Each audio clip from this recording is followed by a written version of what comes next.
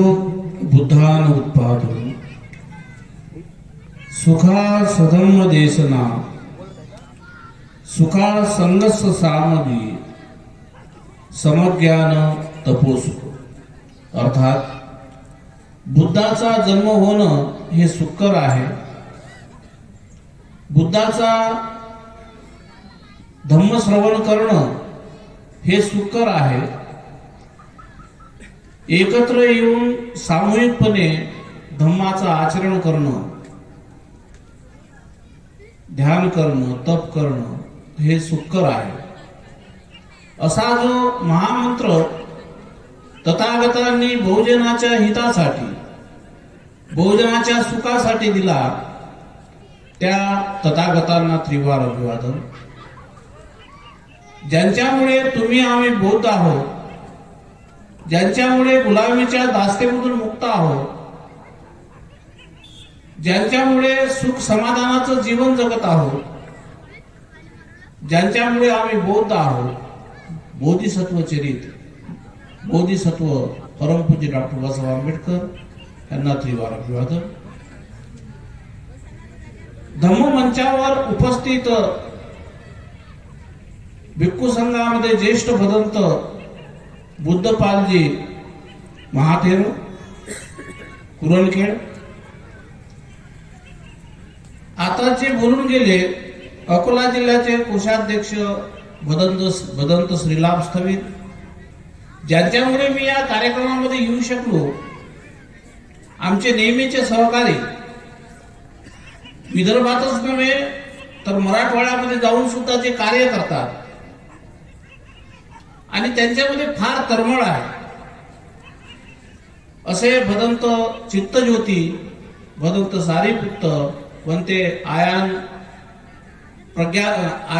भदंत बनते प्रज्ञानदर्शी, भदंत सारीपुत्त मंचावर उपस्थित सर्व भिक्खू संघ आणि ज्या धम्मविनय बौद्ध सेवा समितीने या कार्यक्रमाचं आयोजन केलं, ती आयोजन समिती वसंतरावजी अवचार, मोतीरामजी गायकवाड, प्रेमानंद माणिककर, अवधूतराव भोजने, वासुदेवराव सरदार, प्रभाकर शिरसाट, गोपाळराव इंगळे, आयु देवानंद पाटील, संतोष रायबोले, गौतम वावुवा आणि ज्यांचा या कार्यक्रम या आयोजनाला हात लागला असेल, कार्यक्रमाला हात लागला सहयोगाचा, ते सर्व मंडळी या धम्म मंडपामध्ये उपस्थित सर्व उपासक उपासिका, बालक बालिका आणि ज्यांचा खास उल्लेख करायला पाहिजे नवदीक्षित श्रामणेरगण, मंचाच्या डाव्या साईडला बसलेला सर्व मान्यवर वर्ग, इकडे बाजूला बसलेला आयोजक वर्ग आणि जे इथे उपस्थित आहे, आणि मागं आता जे बोलून गेले सुंदरचं भाषण केलं, मी भंतीजीला नाव विचारलं, भार साकडे साहेबांनी भाषण केलं, सुंदरचं मार्गदर्शन केलं, असे या सत्राचे दामोदर लक्ष्मणरावजी जगताप,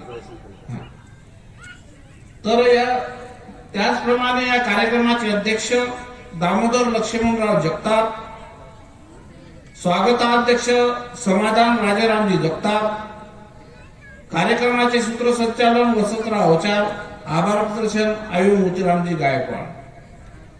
कार्यक्रम म्हटला की अनेक प्रकारच्या गोष्टी असतात, पण या शिवनेमध्ये येताना आणखी दुसरं एक कारण होतं, आणि ते कारण म्हणजे खूप पुराण आहे। आणि भंतेजींनी जेव्हा म्हटलं अकोल्यात यावं, त्यांना म्हटलं अकोल्यात काय जायचं, मी खूप पूर्वी गेलो होतो, जेव्हा मी 17-18 वर्षाचा असेल,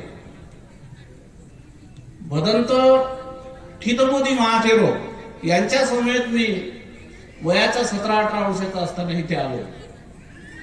त्यावेळेचे खूप लोक जुने ओळखीचे आहेत, त्यातले काही वारले, काय आपले ते रणवीर डोळ्यानं दिसत नव्हते, ते इथे एक भिक्खुनी राहायची सत्यशिला, ती वारली, अनेक लोक त्यातले वारले, त्याच्यातले काही तरुण पोरं असतील तर त्यांना तर आहेत, त्याच्यामधलेच ही मंडळी आहे असं मला वाटतं, ही आयोजक मंडळी आहे।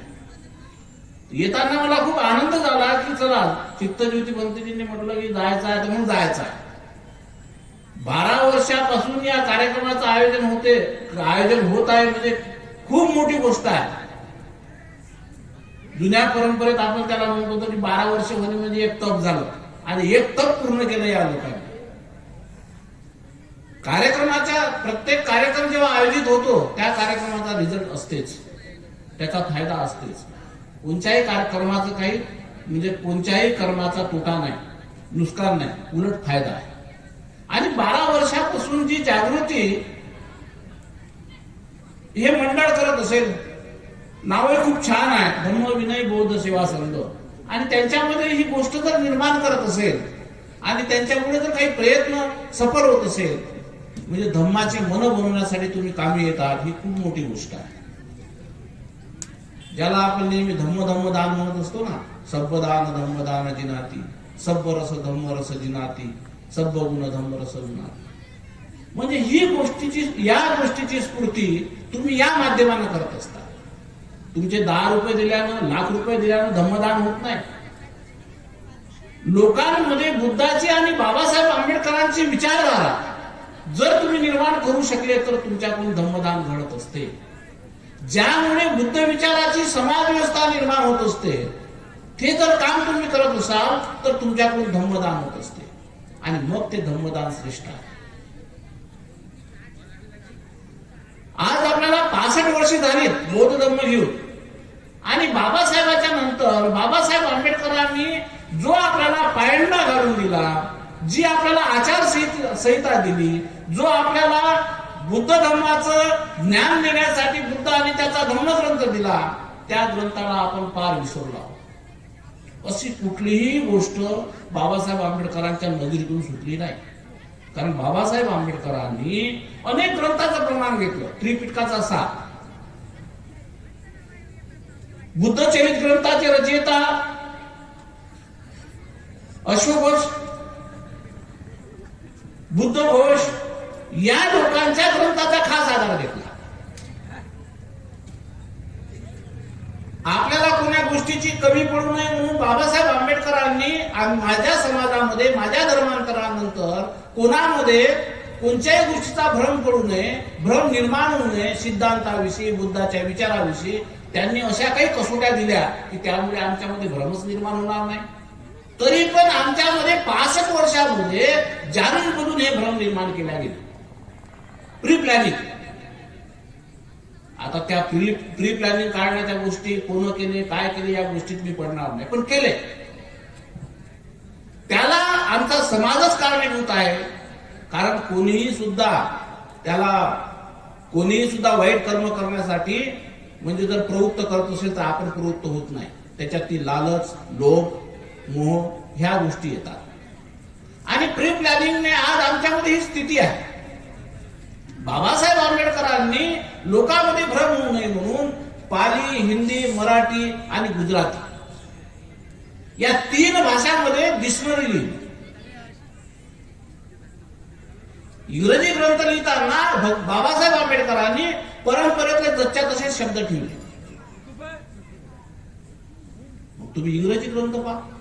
इंग्रजी ग्रंथामध्ये बाबासाहेब आंबेडकरांनी जसे म्हणजे पारंपरिक म्हणजे बुद्ध घोषांनी किंवा अश्वघोषांनी जे दाखले दिले किंवा अट्टकथामध्ये, महावंशामध्ये, जातक कथेमध्ये जे दाखले आले त्या दाखल्याचा काही आधार घेऊ. कारण ते बोधिसत्व होते. बोधिसत्वाची मानसिकता म्हणजे आपली काय, लहानपणी लोक खेळत होते ना, हे माया गळी झाला गळ्या, कोणी यावेळी टिकली मारून जा, होतं की नाही असं? कोणी यावेळी टिकली मारून जा. टिकली मारल्याने जमते काय? ते अशी टिकली पाहिजे की खरंच त्याचीच अधिकृत आहे आणि ती अधिकृत फक्त बाबासाहेब आंबेडकरांची होऊ शकते. कारण बाबासाहेब आंबेडकर बोधिसत्व आहे. बाबासाहेब आंबेडकर काही स्वघोषित बोधिसत्व नाही. जेवढे बौद्ध राष्ट्र आहे त्या बौद्ध राष्ट्राने एकत्र येऊन जिवंतपणे घोषित केलं. याच्या पहिले बौद्ध राष्ट्र नव्हते काय? बाबासाहेबांच्या धर्मांतराच्या वेळी 2550 वर्ष पूर्ण झाले. 2500 वर्ष पूर्ण झाले. मग त्यावेळेला त्या देशातले ब्रह्मातले बौद्ध होते, ब्रह्मातले काम करणारे होते, ब्रह्मदेशातले कार्य करणारे लोक होते, खूप मोठ्या मोठ्या लेवलचे लोक होते. तुम्हाला माहिती असेल सयाडो परंपरेतले जे भिक्खू होते ब्रह्मदेशाचे, त्यांना अख्ख त्रिपिटक मुखवत होतं. आजही आहे ती परंपरा त्यांच्यामध्ये. पण ह्या गोष्टी आपल्याकडे तर लोक मांडत नाही. याचंही आश्चर्य आहे. बौद्ध धर्मात नेमकं आपण काय शिकवलं पाहिजे याचंही आश्चर्य आहे. म्हणजे 65 वर्षात जे कोणी भिक्खू झाले असेल किंवा जे काही कोणी बौद्ध आहेत ते कुठे चुकले आहेत काय? आणि चुकले असेल तर आजही दुरुस्त करण्याची वेळ आहे आणि ते आपण करू शकतो. तर बाबासाहेब आंबेडकरांना बोधिसत्व ही संज्ञा किंवा बोधिसत्व या प्रकारचं नॉमिनेशन जे केलं गेलं बौद्ध राष्ट्रांनी केलं की जिथे कम से कम बौद्ध राष्ट्राचे जे प्रतिनिधी आहेत, जेवढे काही आपले राष्ट्र आहेत त्या राष्ट्रातून जे प्रतिनिधी असतील त्या लोकांनी जागतिक बौद्ध धर्म परिषदेने तिथे हे पद दिलं. कोणालाही नाही, तिथे आजपर्यंत कोणालाही नाही मिळालं. अनागरिक धर्मपालाला नाही मिळालं, गोयंकाला नाही मिळालं. भिक्खूंना जे काही भिक्खू होते महायान पंथातले, म्हणजे जसं महायान पंथातले जे धर्मगुरू आहेत दलाई लामा सर्वोच्च, त्यांना मिळालं नाही. कर्माप्पा लामाला मिळालं नाही. पण बाबासाहेबांनाच मिळालं, कारण ते कोण होते? बोधिसत्व होते. आणि बोधिसत्व होते. त्या बोधिसत्वाच्या ग्रंथाला गालबोट लावणं, आपल्याच मनानं काही म्हणणं की ब्राह्मणांना घुसडवलं असेल.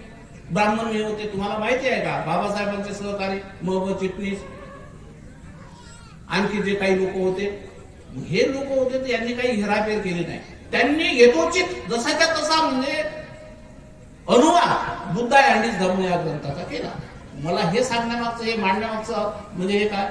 कारण त्याच्यामध्ये त्यांनी प्रत्येक गोष्ट कोण्या पद्धतीनं आपण बौद्ध धर्माचा प्रचार केला पाहिजे याचा दाखला देण्यासाठी त्यांनी सर्व बहुजन समाजातल्या लोकांना भगवान बुद्धाने कशी दीक्षा दिली हे विचार मांडले. सुमन नावाच्या माळ्याला दीक्षा दिली, चुंद लोवाराला दीक्षा दिली, सुनीत भंग्याला दीक्षा दिली, सोपाक सुपीय महाराला दीक्षा दिली, हिंद जातीतल्या लोकांना दिसली, चंडालिका प्रकृतीला दीक्षा दिली. बाबासाहेबांना नेमकं हे काय मांडायचं होतं? कारण माझा समाज या लोकांना बौद्ध बनवण्यासाठी प्रयत्न करू शकेल. 65 वर्षात आम्ही तो प्रयत्न केला नाही केला तर नाही केला. आपलं काय पैकून राहिलं? काहीच नाही. मग असे मी भाषण ऐकताना, धम्मदेश ऐकताना भारसाकडे सरांची, त्यांनी ते सांगितलं की आम्ही इथे म्हणजे बँक काढणार आहोत, पतसंस्था काढणार आहोत, रोजगार भेटणार आहे. आजचा मुद्दा एवढा महत्वाचा आहे. हे आरोग्य, शिक्षण आणि रोजगार आणि धम्म हे 4 गोष्टी सर्वात महत्वाच्या आहेत. या 4 गोष्टीमध्ये, या 4 गोष्टीवर बौद्ध लोकांनी काम करायला पाहिजे. कोण्या बौद्ध लोकांनी करायला पाहिजे? जे पैशाने भक्कम मोठे आहेत, लट्ट ज्यांच्याकडे पैसा आहे, ज्यांच्याकडे घोडागाड्या आहेत, ज्यांच्याकडे जमीन आहे, त्या लोकांचं हे काम. ज्यांची खायची सोय नाही ते निघाला धर्म प्रचार करायला, त्यांचे काम आहे काय? एक जे प्रतिष्ठान आहे भारसाकडे सरांचं, मी एकदा तिकडे कार्यक्रमाला बाजूला गेलो होतो. त्यांच्या बाजूला एक परिवार राहतो, काय नाव आपण गेलो होतो, हा तुमचा चक्रमार आहे, बाजूला एक परिवार आहे, त्यांच्याकडे मी परित्राणाला गेलो होतो. तिकडेच प्रतिष्ठान खूप मोठं बांधलं. माणसानं जर मनावर घेतलं ना तर खूप मोठं काम करू शकते. त्याचं उदाहरण गृहस्थही आहे आणि भिक्खूही आहे. आणि इथे मी काम पाहिलं तर त्यांनी जे विषय मांडले ना ते एवढे मोलाचे आहे, पण आपल्या लोकांना ते समजणार नाही. 4 गोष्टी आजच्या काळात महत्वाच्या आहे. मी भिक्खू आहे या नात्याने तुम्हाला धर्माचं काय मटेरियल पाहिजे ते पण मी सांगेन, परंतु बाकीच्या ज्या काही गोष्टी आहेत धर्मात्मक, या गोष्टीचं निरासन करून मूळ विषयाकडे मी ओढणार आहे. आजकाल कोण धर्मप्रचार करते? ज्याला खायला सोय नाही चालला धर्मप्रचार करायला, ज्याला धर्म समजत नाही तो त्याला हे करायला. भगवान बुद्धाच्या काळामध्ये संपन्न चित्रगृहपती होता. मध्यम निकायामध्ये उदाहरण पहा, स्वतः भगवान बुद्ध म्हणायचे चित्रगृहपती भिक्खूंना, तुम्हाला जर धर्म कळत नसेल तर त्या चित्रगृहपतीकडे जा. मग त्या चित्रगृहपतीचे लेवल तुमच्या विचाराचे आहे काय? चित्रगृहपती फलप्राप्त मनुष्य होता. 65 वर्षात आम्हाला संघाची व्याख्या तरी समजली आहे का? आणि जरी समजली नसेल तरी आम्ही नाराज नाही. सुखा संघ सामगी समज्ञान तपोष. दारूवाल्याचाही संघ असते, चोराचाही संघ असते, बिड्या पेनाराचाही संघ असते, महिलांचाही संघ असते, उपासकाचा संघ असते. पण भगवान बुद्धांनी प्रतिपादित जो केलेला संघ आहे त्याची कल्पना संकल्पना खूप मोठी आहे. त्यात 4 जोड्या असते, 4 मार्गफलाला प्राप्त असते. अट्टपुरीचा मुगला यस भगवतो सावक संगो आवनीय पावनीय. तेव्हा ते आवनीय आणि पावनीय होते, विनाकारण होत नाही. जे संघाची संकल्पना असते की जे श्रोतापती फल प्राप्त आहे, सकृतागामी फल प्राप्त आहे, अनागामी फल प्राप्त आहे, अनंत फल प्राप्त आहे, तो अनंत. मग त्यातली बाई असते, माणूस असते, श्राम्य असते, श्रामणीर असते, भिक्खू असते, हे 4. पण तो मार्गावर आढळून असला पाहिजे. बौद्ध साहित्यात तर असं म्हटलेलं आहे की भिक्खू कोण्या दर्जाचा आहे हे नंतरचा प्रश्न आहे, पण तो फलप्राप्त माणसासाठी सुद्धा पूजनीय आहे. आणि मग त्यासाठी आम्ही ती बौद्ध देशासारखी वागणूक शिकलो पाहिजे, कारण बाबासाहेबांनी ती आम्हाला परंपरा घालून दिली. बौद्ध धर्म दीक्षा जेव्हा बाबासाहेब आंबेडकरांनी केली, तर आमच्या जनतेनं जर म्हटलं असतं, बाबासाहेबांनी जर म्हटलं असतं, काय म्हटलं असतं की मी बौद्ध झालो, तर लोकांनी म्हटलं असतं हो बाबासाहेब आम्ही बौद्ध झालो. त्यांनी काय म्हटलं असतं की हो तुम्ही बौद्ध झाले. बाबासाहेबांनी म्हटलं की मी बौद्ध आहे आणि मग तुम्ही बौद्ध आहे, तुम्ही म्हटलं असतं हो बाबासाहेब आम्ही बौद्ध आहोत. पण बाबासाहेबांना तसं करत नाही. ब्रह्मदेशातून जे भिक्खू इथे वास्तव्याला होते, अनागरिक धर्मपालांच्या आव्हानावर भारतामध्ये आले. भारतामध्ये अनागरिक धर्मपालाच्या आव्हानावर धर्मप्रचार करण्यासाठी आले. त्या भिक्खूला गुरु म्हणून निवडलं. गुरु म्हणून त्यांना निवडलं, चंद्रमणी भंतेंना. आणि चंद्रमणी भंते कोण होते हो? श्रीलंकामध्ये असणारे जे लोक आहेत ना, श्रीलंका म्हणजे पहिले भारताचाच भाग होता, ब्रह्मदेश भारताचा भाग होता. जे भिक्खू गुरु चंद्रमणी होते, भगवान बुद्धाच्या काळात तपुस्सू आणि भल्लिक या प्रजातीचे ते आहे.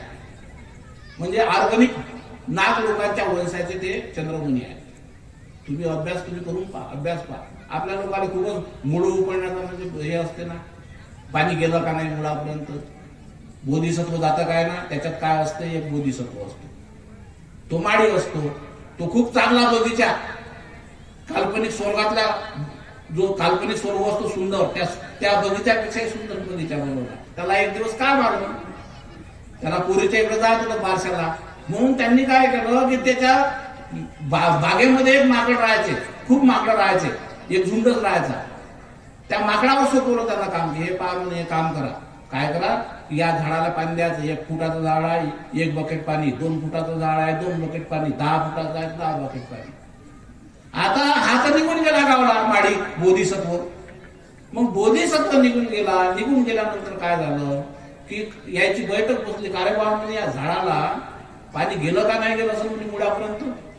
तो माकडाचा मुखिया काय म्हणते, मग उपडून पहा ना गेलं का नाही, तर पहिले पाणी टाकत जात जाऊ आणि मग त्याच्यातली झाड लावत जाऊ आणि मग मुडी काढून पाहतो, अरे हो ओरं लागला, आता गेली मुडी तिथपर्यंत. नेमकं आपल्या लोकांना अशी सवय आहे, म्हणजे घराघरामध्ये एवढे चिंतक आहे असं वाटतं की हे पंडितच आहे का, याच्या पुढे आपण फिके आहोत, कायच्यातच पुढे येत नाही. नारे जोरजोरानं, गाणे जोरजोरानं, धम्मात शून्य.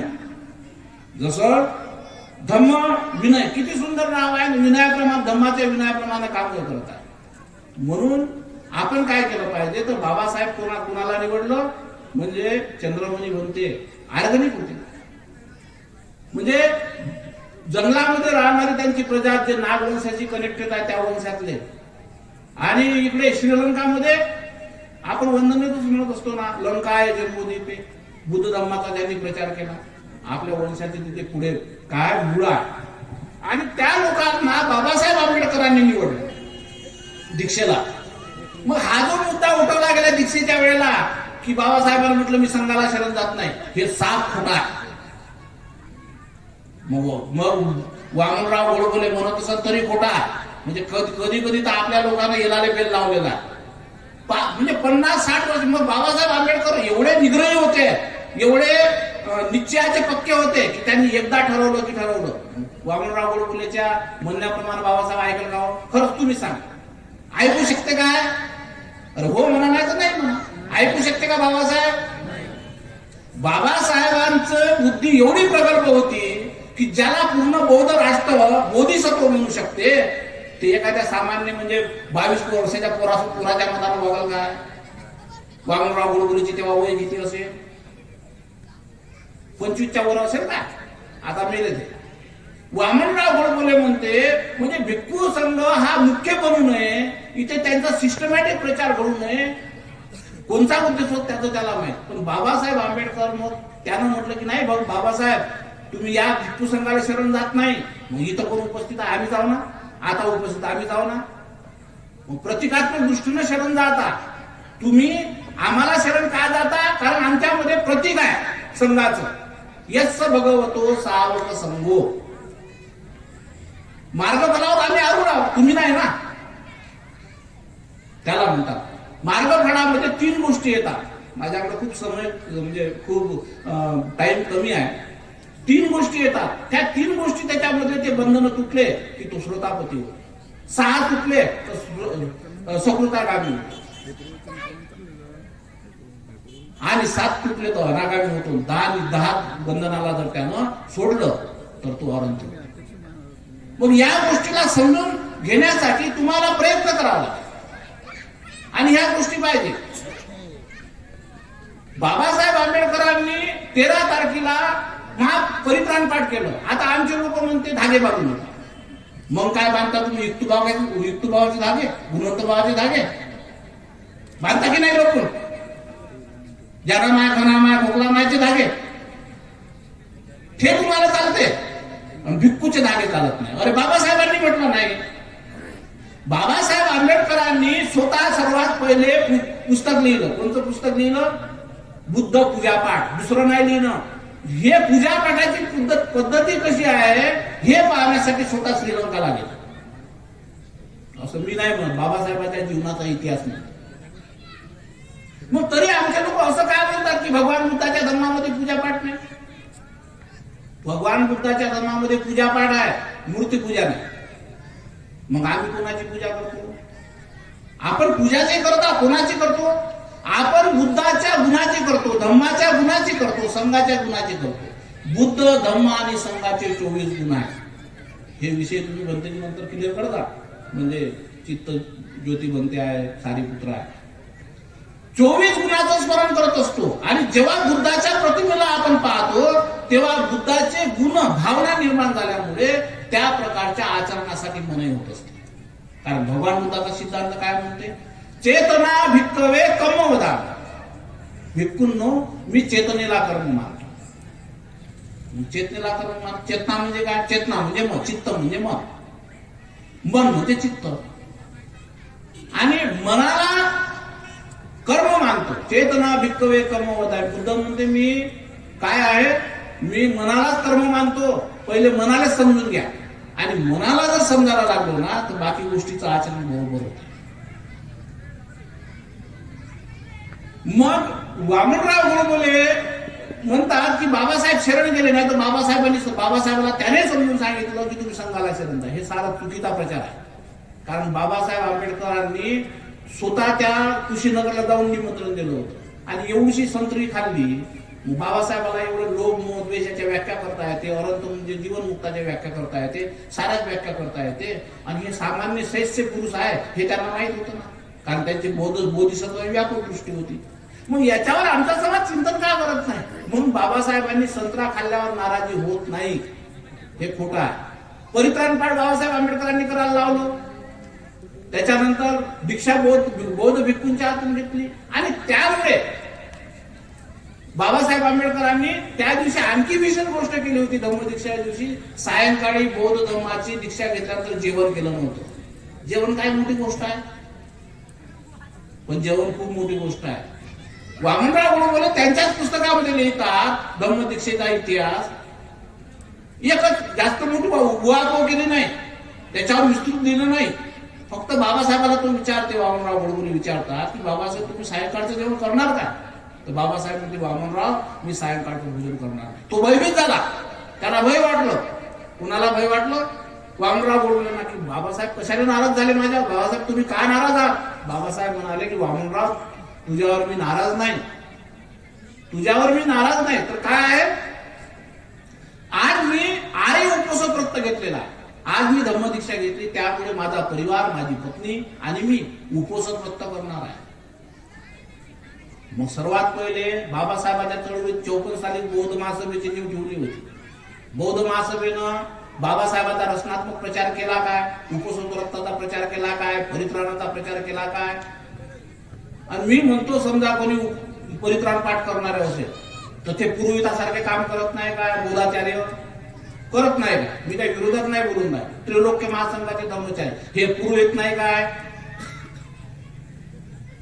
बौद्ध महासभेचा एक बायलॉज होता, त्याच्यामध्ये भिक्खू संघ निर्माण केला पाहिजे. मग 65 वर्षातली बौद्ध महासभेनं काम का केलं नाही, भिक्खू संघ प्रशिक्षित का निर्माण केला नाही.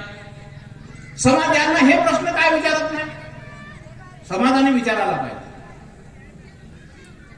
कारण बाबासाहेब आंबेडकरांनी परित्राण पाठ करायला सांगितलं, तर परित्राण पाठ करणे, वंदना करणे प्रतिकात्मक दृष्टीने करतो ना. सत्यनारायणाची पूजा ही परित्राणाची नक्कल नाही. परित्राण पाठाची नक्कल सत्यनारायण आहे, दुसरी कथा दूर. कारण परित्राण पाठाच्या माध्यमातून आम्ही गुणात्मक बदल घडवून आणत असतो. त्या दृष्टीने आमच्याकडे चालता फिरता बुद्ध येत असतो, म्हणजे भिक्खू जो 9 पताका, धम्माच्या 6 पताका रस्त्यावर चालताना फडकवत असतो, बुद्धाचे गुण शिकवत असतो, धम्माचे गुण शिकवत असतो. आणि भिक्खूंना पाहिल्यानंतरच बुद्धाची भावना निर्माण होते. तुम्ही किती काही मोठा धम्मचारी आहात ना, आणि किती काही मोठा बोधाचार्य आहात, त्यांना पाहिल्यावर होत नाही. मनाला तेव्हा गोष्ट मिळते किंवा पीतवस्त्र धारण आहे, बुद्धाचं प्रतीक चालवणार आहे.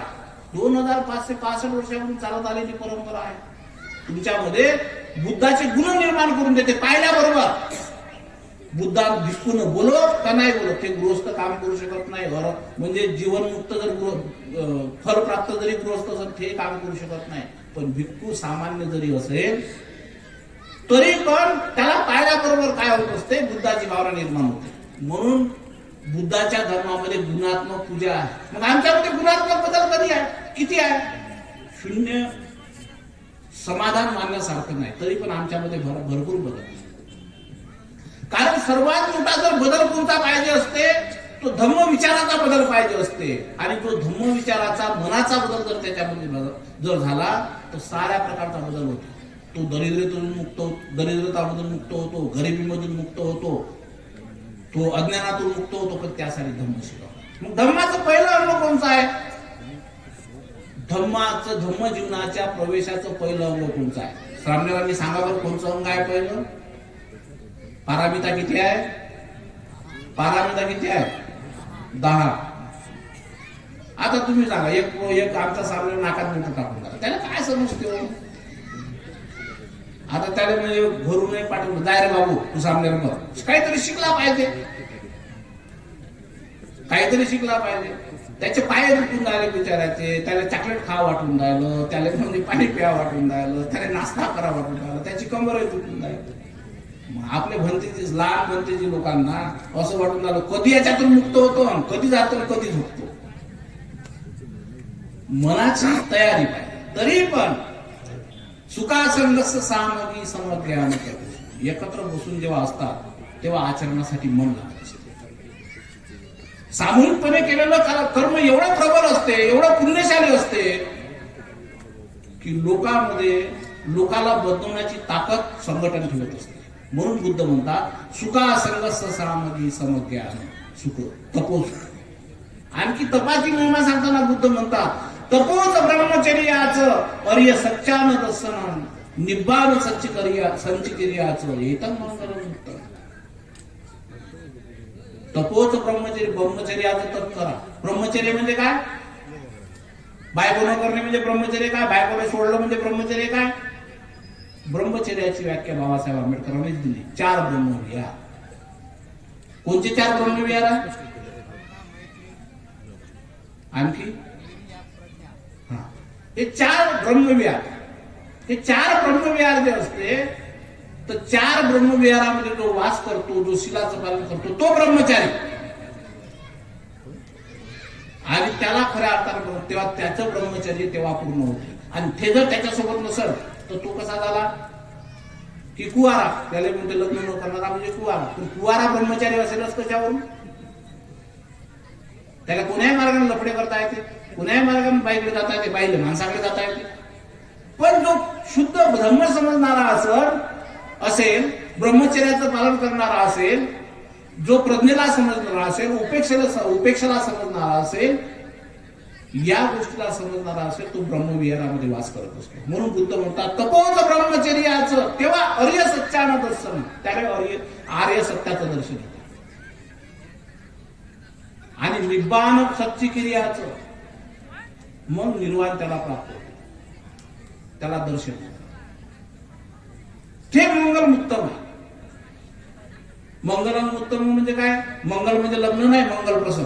आपले लोक समजते मंगल म्हणजे काय, लग्नासारखंच काही, असे बरेच लोकांचे समज आहे. एका माणसानं जर मला विचारलं का हो म्हणजे म्हणते की भगवान बुद्ध बाई होय का म्हणजे, अरे त्याचंही बरोबर आहे ना, भगवान बुद्ध बाई सारखे दिसते की नाही?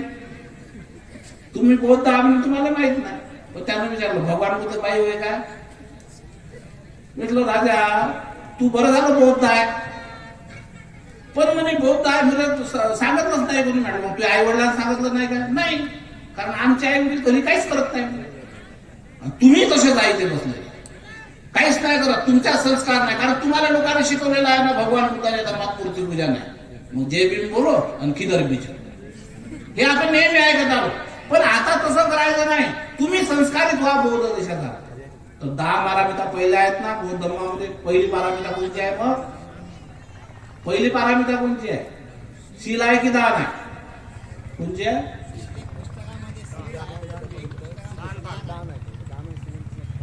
परंतु बौद्ध धर्मामध्ये नेहमी सांगत असताना, कोणतीही गोष्ट करत असताना दानाला पहिलं प्राधान्य देण्यात येत असते, शील नंतर दान. परंतु दान पारामिता ओघाने बाबासाहेब आंबेडकरांनी सुद्धा दानाच्या मोहिमेविषयी सांगितलं. मग तुम्ही 65 वर्षातनी दान करणं केलं का? कोण्या प्रकारचं केलं का? कोण्या प्रकारचं केलं का? किती प्रकारचे दान आहे? किती प्रकारचे दान करणारे लोक आहे सांगा. बौद्ध धर्मात किती प्रकार आहेत दानाचे? किती प्रकारचे लोक आहेत? 1 प्रकारचे आहे, 2 प्रकारचे आहे, की 3 प्रकारचे आहे, की 5 प्रकारचे आहे? किती प्रकारचे आहेत? 3 प्रकारचे. ते अभ्यास व्हायचे सांगते. इकडल्या बाया कोण मौन आहे? तर 3 प्रकारचे दानदाता आहे. पहिला आहे दानदास, दुसरा आहे दान साहेब आणि तिसरा आहे दान. मग दान दास, दान साहेब आणि दानपती, यापैकी तुम्ही कुठल्या प्रकारचे दानदाते आहे हो सांगा बरं. दानपती हा की दान सहाय्यक हा की दानदास आहे? बरेच लोक कोणते आहेत? दानदासच आहे. काही लोक दान सहाय्यक आहे, काही दानपती आहे. कारण दानदास म्हणजे कोण? आम्ही गेलो होतो, नाही ना बंदेजी आमच्या घरी पैसेच नाही, आमच्या घरी काहीच नाही, फाटलेल्या नोट्या खराब ज्वारी देतील, खराब तांदूळ देतील, ते होय दानदास. दान सहाय्यक म्हणजे स्वतः चांगल्या वस्तू ठेवतो आणि इतरांना खराब वस्तू देईल. म्हणजे इतरांना म्हणजे काय देईल? म्हणजे आपला चांगल्या ठेवील पण दुसऱ्यांना वस्तू देईल, पण देईल, सहाय्यता करेल तो, पण स्वतः काही करणार नाही. दुसरा दानपती कसा असतो? स्वतःही चांगल्या VIP वस्तू आपल्या इतरांना तशाच प्रकारचं दान करतो. कोणतंही कर्म करत असताना आपण जसं कर्म करत आहोत, इतरांना त्या गोष्टीची प्राप्ती झाली पाहिजे, त्याचा पुरवठा झाला पाहिजे, यासाठी जो प्रयत्न करतो तो दान करतो. मग आपल्या धर्मातले किती दानपती आहेत? काही लोक आपल्या इथं 2-2 हजार कोटीचे मालक आहे बौद्ध लोक, पण त्यांना कधी सुचलं नाही की रोजगार निर्माण करून दिलं पाहिजे. आज आपल्या येणाऱ्या काळाने हे काँग्रेसनंच बंद केलं होतं, बीजेपीचं फालतूच बदनाम झाली, बीजेपी बंद आहेच म्हणा, परंतु सर्व सेक्टर विकून टाकले, रेल्वे विकून टाकली. सर्वात जास्त रेल्वेमध्ये आपले लोक म्हणजे कायच्यावर होते, नोकरीवर होते. पता नाही काही दिवसांनी मिलिटरी विकत की काय माहिती. मिलिटरी सर्वात जास्त कोणाचे लोक आहे? आपले लोक आहे इकडले अकोला जिल्ह्यातले. अकोला जिल्ह्यातले पहिला नंबरवर पोलीस मध्ये, पहिला नंबरवर म्हणजे SRPतनी, पहिला नंबरवर अनेक संख्येनं. आणि या अकोला जिल्ह्याची क्रांती एवढी मोठी आहे की साऱ्या सेक्टर मध्ये अकोला आहे. पण हे सेक्टरच विकून टाकले, महामंडळच विकून टाकले, सरकारने म्हणजे सर्व निगमच विकून टाकले. आता तुम्हाला नोकऱ्या देतील कुठे? आरक्षणही दिलं तर तुमच्या काय कामाचं? त्याच्यामुळे आरक्षणाच्या मागे लागू नका. बाबासाहेब आंबेडकरांनी म्हटलं होतं की माझ्या पोटाच्या खिशात आहे काय? आरक्षण. कारण अल्पसंख्याक ही तरतूद बाबासाहेब आंबेडकरांनी करून दिली होती आणि आम्ही अल्पसंख्याक बौद्ध असल्यामुळं बौद्धांना अनुसूचित जातीच्या जागी नोकरी देण्यात यावी असा जिआर आहे. मग हा प्रचार आमचे नेते का करत नाही? तुम्हाला मार करून का ठेवते? काय म्हणते लोक? आमचे धर्म म्हणते महारल्या, जात महारल्या, धर्म हिंदूल्या. म्हणजे आमचे लोक का अशा प्रकारची शिक्षा देतात? फक्त प्रकाश आंबेडकर असा एक आहे की त्यांना आपल्या जाती प्रमाणपत्रावर धर्मही बौद्ध लिहिला, जातही बौद्ध लिहिला. याला म्हणते पट्ट्या. त्यांनी लिहिले, पण बाकीच्या लोकांनी काय लिहिलं? धर्म मार म्हणजे जात मार आणि धर्म हिंदू, अशा अनेक लोकांनी लिहिले आहे. पण आपल्या बाळासाहेब आंबेडकरांनी काय लिहिलेलं आहे? बौद्ध लिहिलेलं आहे जाती प्रमाणपत्र. या गोष्टीची फार संबंध आहे आपल्या काही गोष्टींचा. कारण या बुद्धिजीवी लोक कसे वागतात यावर सामान्य वर्ग टिकून असतो आणि सामान्य वर्ग त्याचं अनुकरण करत असतात.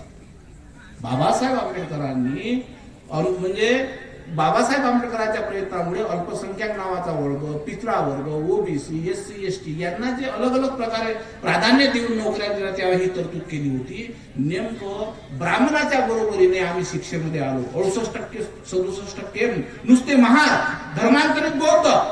मग महाराष्ट्राचा असो धर्मांतरित बौद्ध, की गुजरातचा असो किंवा युपीचा असो किंवा पंजाबचा असो, तो ब्राह्मणाच्या बरोबरीने कलेक्टर झाला, ब्राह्मणाच्या बरोबरीने IPS झाला, ब्राह्मणाच्या बरोबरीने सचिव झाला. आणि त्याचं भय त्यांना लागते. काही दिवसानं या लोकांनी जर सर्वांना जागृत केलं तर आमचे पोट बसतील, आम्हाला सत्तेमध्ये भागीदारी आमची राहणार नाही. आम्ही जे 15% लोक 90% आमची नोकरीमध्ये भागीदारी आहे ती राहणार नाही. आणि त्यामुळे काँग्रेसनं प्री प्लॅनिंग करून आतापर्यंत हे केलं आणि बीजेपीच्या हाती हे सत्ता देऊन टाकते. सारं वाटून आहे त्यांचं. आपले लोक म्हणते नाही काँग्रेस बोली, राष्ट्रवादी बोली, ते सारे चोर मौसरे बाई आहे. आपलं कोण आहे?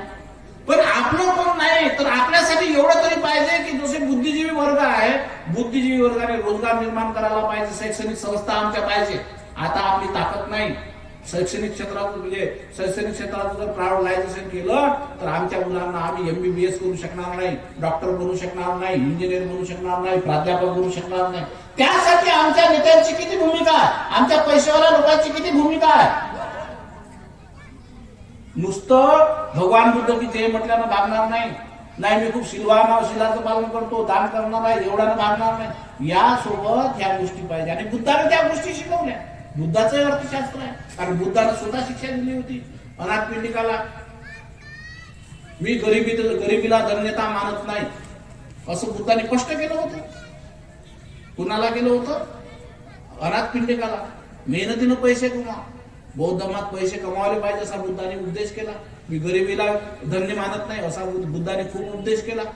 पण आमच्या लोकांनी हे विषय लोकांसमोर ठेवले नाही. त्यासाठी ही पैसा आपल्या जवळ यावा म्हणून आपल्याला धम्माची आवश्यकता आहे. कारण धम्माचं ज्ञान जर तुमच्यामध्ये असेल, धम्माचं ज्ञान जर तुमच्यामध्ये येईल तर रोजगार तुम्हाला प्राप्त होईल. तुम्ही रोजगार करू शकाल, संघटित व्हाल, एकमेकांच्या जवळ याल. दान देण्याची प्रवृत्ती तुमच्यामुळे मध्ये निर्माण होईल. दान कर्म जर समजलं तर बौद्ध देशासारखं तुम्ही दान कर्म करा ना. जप आहे, महाराष्ट्र एवढं राष्ट्र आहे, महाराष्ट्र एवढं राज्य आहे, ते राष्ट्र आहे. महाराष्ट्र देशा एवढं काय जपान आहे. पण त्यांच्याकडून बुद्ध आहे, बुद्धाची नीती आहे, बुद्धाचं ध्यान आहे, बुद्धाची करुणा आहे, बुद्धाची मैत्री आहे. आणि बुद्धाचं ध्यान, बुद्धाची करुणा, बुद्धाची मैत्री आणि बुद्धाचं सील जपान एवढं आहे. त्यामुळे ते संशोधक आहेत, ते सायंटिस्ट आहेत, ते डॉक्टर आहेत, ते मास्टर आहेत, ते उद्योजक आहेत आणि सर्वांना नोकरी देण्याची त्यांच्यामध्ये ताकद आहे. आणि जगाला त्यांचं सर्वात मोठं काम काय आहे? साऱ्या जगाला डोनेशन देतात, कर्ज देतात. पण का कर्ज देतात? तुमच्यासारखी सडीगडी मानसिकता ठेवत नाही. ते बुद्धाची प्रज्ञा देतात. बुद्धांना जे बुद्धत्व प्राप्त झालं, सृष्टीतील अनंत सत्य प्राप्त झालं, ती म्हणजे चाचपडण्याची त्यांची मानसिकता आहे. त्यांच्यामध्ये ती सोच आहे, त्यांच्यामध्ये ते चिंतन करण्याची क्षमता आहे. आणि त्यामुळे ते पैशानं खूप मोठे झाले, बुद्धीनं खूप मोठे झाले, बुद्धीनं प्रगल्भ झाले. आणि आम्ही अजूनही आमच्या सोबत काय की जी लोक उदाहरण देताना प्रवचन देणारे देत असतात ना, एक भुंगा म्हणते फुलपाखरू, एक म्हणजे फुलावरलं एक फुलपाखरू म्हणते किंवा भुंगा म्हणते की तिथं मध आहे. आणि शेणावरला म्हणते नाही नाही तिकडं कोणतं राज्य असेल मधाचं हे मला माहित नाही, तर तो शेण घेऊन जाते. नेमका आम्ही बौद्ध धर्म घेताना शेण घेऊन आल्यासारखा असं मला कधी कधी वाटतं. तुम्हाला ही गोष्ट पटणार नाही, परंतु ते नेमकं तसंच आहे. कारण बौद्ध झाल्यानंतर बाबासाहेब आंबेडकरांनी आपल्याला साऱ्या गोष्टी झुंगारून द्या असं शिकवलं, 22 प्रतिज्ञा दिल्या. पण आम्ही हिंदू बौद्ध दिवाळी साजरी करतो, पोळा साजरा करतो, नागपंचमी साजरा करतो, महालक्ष्मीचं पूजनही करतो, दुर्गादेवी पुजतो, आणि तरी म्हणतो आम्ही बौद्ध आहे. आमची वेगळी ओळख आयडेंटिटी आम्ही निर्माण केली नाही. बौद्ध राष्ट्रांनी आपली आयडेंटिटी निर्माण केली, ओळख निर्माण केली. आम्ही 65 वर्षात आमची वेगळी अगर बौद्ध परंपरा आपल्याला निर्माण करायची असेल, ओळख निर्माण करायची असेल, तर आपण काय केलं पाहिजे? तुम्हाला जगातल्या बौद्धामुळे आम्ही एवढे संख्येने बौद्ध अकोला जिल्ह्यानंतर ठरवलं ना, तर ही क्रांती घडू शकते. तुम्हाला अकोला जिल्हाच काय, सन 72 मध्ये, सन 80 मध्ये अकोला जिल्ह्याची बौद्ध लोकांची लोकसंख्या किती होती? 5 लाख होती. आता किती झाली असेल? आता किती असेल बौद्धांची? भारतामध्ये सर्वात जास्त बौद्धांची लोकसंख्या अकोला जिल्ह्यात आहे, हे ध्यानात ठेवा. आणि अकोला जिल्ह्यातले लोक सर्व नोकरीच्या क्षेत्रामध्ये आहे, त्याच्याजवळ पैसा आहे, आणि सर्वात जास्त म्हणजे ताकद. आता मारून काय बोलले का की भिडले सोय साऱ्याच्या सारे. हे भारतातल्या कोण्याही जिल्ह्यात नाही. तुम्ही म्हणाल म्हणते एवढी अकोला जिल्ह्याची कडकड काय? कारण अकोला जिल्ह्याने बऱ्याच क्रांत्या निर्माण केल्या. प्रकाश आंबेडकरने उभं केलं असं ना, तर अकोला जिल्ह्याने केलं, ध्यानात ठेवा. अकोला जिल्ह्याचे सर्व समता सैनिक दल अकोला जिल्ह्याचे जायचे कुठे? मार खायला पुढे, मार द्यायला पुढे, कायच्यातच मागं नाही. पण मागं आम्ही राहिलो की धम्माचा विनय, धम्म घरामध्ये संस्कारित केला नाही. याचा दोष तुमच्याकडे जात नाही. आमचे जे पहिले लोक बौद्ध झाले, भिक्खूकडे जात नाही, हा बौद्ध महासभेकडे जातो. तुम्ही म्हणाल कसा? कारण बौद्ध महासभेनं जर त्यांना श्रद्धा शिकवली असती, आणि वंदन करावंच लागते, शिलाचं पालन करावंच लागते, आणि उपोषक व्रताचं पालन करावं लागते. किती आहे उपोषक व्रताची शिला? किती आहे?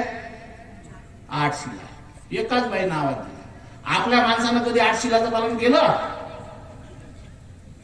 सारे आमचे लोक मोदीच्या बापासारखे फिरत राहते रस्त्यात, म्हणजे मुकाट बैलासारखे, मुकाट साड्यासारखे, देवगाय सारखे नाही. मग आपले लोक म्हणजे कधीच त्या बंधनाने मारत नाही. घरात भंतीचे आले, देणं पाणी भंतीचे, माणूस कधी देणार नाही, तो कधी झुकणार नाही, तो कधीच झुकणार नाही. बाबू वंदना करून देणं, बाबू तू शिबिरात जाणं, पण माणसानं कधी आले काय? इथं माणसं यायला पाहिजे ना. माणसं आले, गाई मागं वासून बरोबर येत असते. गायन बैलच नाही येऊन जायला, तर त्याचे लेकरं कुठून येईल, त्याच्या कारोडा कुठून येईल? म्हणून आम्ही चुकलो कुठं? बौद्ध महासभेने सुरुवात करायला पाहिजे होती. आज जे वंदना घराघरात दिसते ना, आज जे गावोगावी महिला मंडळ दिसते ना, आज जे गावोगावी महिला मंडळ पाळणे म्हणतात ना, हे भिक्खूची देण आहे. दीनबंधूचे जे अष्टांग मार्गाचे मध्यम मार्ग नावाचं पुस्तक होतं, त्याची जे बुद्ध स्तुती होती दीनबंधूची, दीनबंधू कुठला? अकोल्यातला ना, होय की नाही? मध्यम दीनबंधू, जनबंधू का दीनबंधू होते ते, शेगावकर, पण त्याला दीनबंधू नावाने प्रसिद्ध होते. त्याच्या ओव्या, त्याचे पाडणे, त्यांचे पुस्तकं. तर हे जे त्यांनी काम केलं, ते पण हे लोकांपर्यंत नेण्याचं काम वडानी का भिक्खू असे ना, काही काही भिक्खू तर असे झाल्यावर डवऱ्यावरून आले, धोतर सोडलं की झालं संध्याकाळी भिक्खू. त्याच्याकडे होते ना अकोला जिल्ह्यात अजूनही दया, पण त्यांनाही आपल्याला बदलावं लागेल. कारण ते श्रद्धेचे पात्र तर आहे, पण त्याच्यामध्ये त्या गुणाचा विकास निर्माण करावा. ज्याचा समाज जिम्मेदार, त्याचा धर्मगुरू जिम्मेदार होईल. शुद्ध बीजापोटी फळे रसाळ गोमटी, शुद्ध बीजापोटी फळे रसाळ गोमटी. म्हणजे तुम्ही जमीन आहात, तुम्ही बीज आहात, आणि तुम्ही बीज असल्यामुळे तुमच्यात जर क्वालिटी असेल तर भिक्खू क्वालिटीचा निर्माण होईल, नाही तर माझ्यासारखा होईल. कोणासारखा होईल? माझ्यासारखा होईल. दुसऱ्याला दोष दिल्यापेक्षा काय? फिद मोदी भंतेजींनी लोकांमध्ये श्रद्धा निर्माण केली, पण पांढरे गावे, लाल गावे, पान गावे माहिती आहे ना कोणाला? आहे का कोण फिद मोदी भंतेच्या संत? नाही आहे कोणी? आहे ना, गायकवाड आहे. मग आता पानगावे जर आम्हीच सांगतो, तुम्ही धर्मपूर्वक देता का? तुमची ताकद तरी आहे का धर्मपूर्वक भोजन द्यायला? हो, आम्हाला त्रिकाटी परिशुद्ध भोजन चालते. का आंदोलन खिशात हात घालून हे घे गायकवाड पैसे आणि कर्ज बरोबर यानं सत्ता निर्माण होईल काय? उपासकांनी सुद्धा आपल्या जागी कसं राहायला पाहिजे, ठाम राहायला पाहिजे की भिक्खूला भोजनच द्यायचं आहे तर त्याच्या पैशाने द्या. मग कोणचंही भोजन द्या ना, बाजारात जे भेटते ते द्या. देणारे ते, घालणारे ते आणि लोकात प्रचार करणारे ते. बौद्ध धर्मामध्ये भोजनाला महत्व नाही, बौद्ध धर्मामध्ये शिलाला महत्व. आणि त्यासाठी शिलाला महत्व असल्यामुळे उपोषण व्रत जे बाबासाहेब आंबेडकरांनी आचरण करायला सांगितलं, महिन्यातून 4 दिवस, 2 अष्टमी, 1 अमावस, 1 पौर्णिमा, 2 अष्टमी, 1 अमावस, पौर्णिमा, या दिवशी 8 शिलाचं पालन घरातल्या प्रत्येकाने पाळायला पाहिजे 7 वर्षाच्या वरील. फक्त कोण उपवास करू शकत नाही की जी बाई गरोदर आहे, जे म्हातारे लोक जगजग आहे, पुरुष असो किंवा स्त्री असो, जगजग म्हातारे लोक करू शकत नाही, तापामध्ये करू शकत नाही, आजारी लोक करू शकत नाही, गरोदर बाई करू शकत नाही, दूध पाजणारी बाई करू शकत नाही. त्याच्यात विटाया जगण्याचा कोणताही भाग नाही. आणि उपवासामध्ये काय करायचं असते? 8 शिलाचं पालन करायचं असते. मी कोण्याही प्राणी मात्राची हिंसा करणार नाही, मी चोरी करणार नाही, ब्रह्मचर्याचं पालन करेन, खोटं बोलणार नाही, दारू पिणार नाही, 12च्या पहिले भोजन करेल, त्या दिवशी मी सजून डजून राहणार नाही, नाच गाणं पाहणार नाही, सुगंधी द्रव्य लावणार नाही आणि 8 वर्षी 1 दिवस चटईवर खाली झोपेल किंवा खाली गादी टाकून, जसे श्रामणेर भरती बसलेले आहे. या 8 शिलाच्या पालनाने तुम्हाला 4 गोष्टीची प्राप्ती होत असते. आयुष्य वाढत असते, सुखाची प्राप्ती होत असते, धनाची प्राप्ती होत असते आणि अंगात ताकद वाढत असते. आयुष्य वाढते, सुखाची गती प्राप्त होते आणि अंगात ताकद वाढते, धनाची प्राप्ती होते. म्हणजे हे 4 गोष्टी जपानला प्राप्त झाल्या, थायलंडला प्राप्त झाल्या, ब्रह्मदेशाला प्राप्त झाल्या. काय झाल्या प्राप्त? कारण या शिलाचं पालन क्रमिक 5शील, 8शील आणि 11शील. गृहस्थांनी एवढे शिल पाडले पाहिजे. त्याचे 3 भाग आहेत: कायेचं शील, वाचेचं शील आणि मनाचं शील. जोपर्यंत काया, वाचा आणि मन या 3ही प्रकाराने शिलाचं तुम्ही पालन करत नाही, तोपर्यंत तुमचं शीलच पूर्ण होत नाही. पंचशिलाचे तुम्ही पालन अजूनही करून नाही राहिले. जेव्हा वेळ येते ना, तेव्हा शिलाचं पालन करायचं असतं. म्हणजे आपल्यावर जेव्हा कोणची बाजू आली त्यावेळेला म्हणतो नाही मी तिथं नव्हतो. नवऱ्याने जर म्हटलं तू तिथं होती काय, तर म्हणजे मी नव्हती तिथे. आणि बुद्धाची उपाशी अंगावर पांढरी साडी, पांढरे कपडे आमच्या माणसाचे, पण त्याच्यावर बाजू आले तर म्हणजे नाही मी इथं नव्हते, तिकडे आहो म्हणते, मोबाईल सांगून देते, घरी नाव म्हणते. मग खोटं बोलणं झालं. त्याच्यामुळे त्याच्यामध्ये एक नवीन मानसिकता तयार झाली. आणि म्हणून समाज चेंज करण्यासाठी भगवान बुद्धाच्या काळासारखे आदर्श पाहिजे, जपान सारखे आदर्श पाहिजे, थायलंड सारखे लोक पाहिजे. आणि ते आचरणाची परंपरा तुम्हाला घरात करावी लागेल. विहारात येणं होत नाही ना. घरामध्ये सकाळी जात असताना तुम्हाला संस्कार निर्माण करावा लागेल. लहान मुलांना धर्म शिकता यावा, त्यामुळे वंदना पाठ झाली पाहिजे, त्यांच्यात गुणात्मक बदल झाला पाहिजे. मग त्यांच्या पुढे तुम्ही 3दा गुडघे टेकून वंदन करताना दिसलेच पाहिजे. आम्ही तर लहान लहान लेकरा पुढं आमचे घरातले जे बौद्ध लोक आहेत ते भांडण शिव्या देतो. लेकरं शिकणार नाही काय? मग त्यांना संस्कार कसे काय जडतील? म्हणून घरामध्ये बुद्धा आंघोळ केल्यानंतर किती काही कामं असो, इव्हनली बौद्ध देशामध्ये कोणी मेलाय जरी असेल तरी त्या दिवशी वंदना होते. मग हे बौद्ध धर्म इथूनच शिकून गेले ना. पण ते वंदनेमुळे काही प्राप्त होते म्हणून नव्हे. वंदनेमुळे शिलाचं पालन वंदना करत असताना होत असते, मनाच्या शिलाचं पालन होत असते, वाचिक शिलाचं पालन होत असते. आणि आमचं मन धम्म विचाराचं बनत असते. शिलाचं पालनही आमच्या कायानं घडते, हातानं घडते, मनानं घडते, वाचेनं घडते, डोळ्यानं घडते. म्हणजे आमच्या छे आयतनानी, श्रामणेर दीक्षेमध्ये आलं ना, छे नाम की छे आयतन, 6 आयतनाने आम्ही धर्माची पूर्णता करत असतो. पण पिक्चर पाहत असताना, फिल्म पाहत असताना आमची कामुक प्रवृत्ती बनते, आमची द्वेषाची बनते, आमची शत्रुत्वाची बनते, आमची लोभाची बनते, आमची मोहाची बनते आणि पैसे कमावण्याची बनते आणि 2 नंबर करून पैसे कमावण्याची बनते. म्हणून ही जी समाज व्यवस्था आहे, या समाज व्यवस्थेला संविधानिक दृष्टीनं बनू देऊ नये म्हणून यांनी अनेक प्रकारच्या म्हणजे त्याच्यात ती परंपरा निर्माण केल्या, देवी देवता निर्माण केली आणि सिरियलाच्या दृष्टीनं ते वागवतात. टीव्हीत 4-4 नवरे करताना बायका दाखवते. मग आता टीव्ही मध्ये 4-4 बायका दाखवून राहिले तर पोरी पडण्याचं प्रमाण जास्त नाही, लग्न झालेल्या बाया पळून जाण्याचं प्रमाण जास्त नाही, पळून नेण्याचं प्रमाण जास्त नाही. याला जबाबदार कोण आहे? या देशाची राज्यकर्ती जमात, जे राज्य चालवणारा वर्ग आहे, प्रशासनिक वर्ग आहे. त्यासाठी ही मानसिकता चेंज करायची असेल तर आम्हाला थायलंड सारखं बनावं लागेल, श्रीलंका सारखं बनावं लागेल आणि जपान सारखं बनावं लागेल. मग ते कसे काय बनले? त्यांनी आपल्यामध्ये बुद्धाचे गुण विकसित केले, बुद्धाचं ध्यान विकसित केलं. आम्ही तर एकच ध्यान पाहतो, जा लागलो गोयंकाचं. 3 ध्यान फक्त बुद्धाचे शिकून राहिले गोयंकाचे. कोणते 3 ध्यान शिकून राहिलं? पहिलं कर्मस्थान आनापानासती, दुसरं विपश्यना आणि तिसरं महाशक्तीपट. तुम्हाला माहित आहे प्रत्येकाला एकच ध्यान शिकवलं जात नाही, हे चुकीची परंपरा आहे.